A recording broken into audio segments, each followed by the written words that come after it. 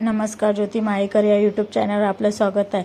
3 ते 4 वर्षांच्या मुलांसाठी एकदम पौष्टिक अशी शेवग्याच्या शेंगांची रेसिपी मी घेऊन आले। त्यासाठी तुम्ही बघू शकता मिक्सरच्या भांड्यामध्ये लसूण घेतलेले 4 पाकळ्या व बदाम घेतलेले 2, काजू घेतलेले 2, अक्रोड घेतलेले 2 व आवडीनुसार जिरंही ॲड केलेले आहे। जर तुमची मुलं तिखट खात असतील तर तुम्ही त्यामध्ये मिरचीही ॲड करू शकता, पण माझा मुलगा तुम्ही बघू शकता। आता त्या शेंगा मी उकडून घेतलेल्या आहे आणि त्याच्या आवडीनुसार मी आता ह्याचे 4 भाग करून व्यवस्थितपणे कट करून घेते, जेणेकरून मुलांना खाण्यासाठी एकदम व्यवस्थित खाता येतील व ते त्यांना त्रास होणार नाही खाण्यासाठी, म्हणून त्याचे बारीक कट करून घ्यायचे आणि व्यवस्थित शिजलेले तरी पण ते थोडेसे कट करायला त्रास देतात। ते तुम्ही बघू शकता। आता मी हाताने पण काही वेळा हे करते। अशा पद्धतीने त्याचे साल पण काढून घ्यायचे, जेणेकरून मुलांना खायला त्रास होणार नाही आणि व्यवस्थित खाता येईल। तेही चपातीसोबत मॅच होतात व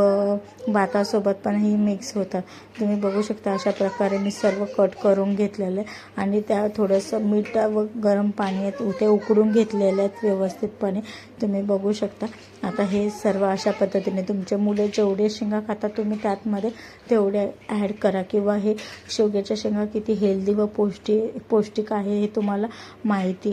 तुम्ही त्याचे फायदेही खूप आहेत। तुम्ही जर आपल्या मुलांना हे जर आवडले ही तर माझ्या मुलांना रेसिपी खूप आवडते व तो एक चांगल्या पद्धतीने खातो सुद्धा, म्हणून ही रेसिपी तुमच्यासोबत मी शेअर करते। तुम्ही बघू शकता आता सर्व प्रकारे शेंगा कट झाल्यात। आता थोडंसं एका छोट्या टोपामध्ये तेल ॲड करते, व्यवस्थित तेल गरम होईपर्यंत वाट बघते आणि त्या शेंगा त्यामध्ये ॲड केलेल्या तुम्ही बघू शकता। आता व्यवस्थितपणे त्या तेलामध्ये शेंगा व्यवस्थित फ्राय करून घ्यायच्या, जेणेकरून जास्त पण लालसर होईपर्यंत नाही वाट बघायची। थोडेसेच तेलामध्ये फ्राय झाल्याच्या नंतर ते एकत्र मिक्स करून घ्यायचे, व्यवस्थित सतत हलवत राहायचे, म्हणजे जेणेकरून ते कुठेही प्रकारे लागणार नाही।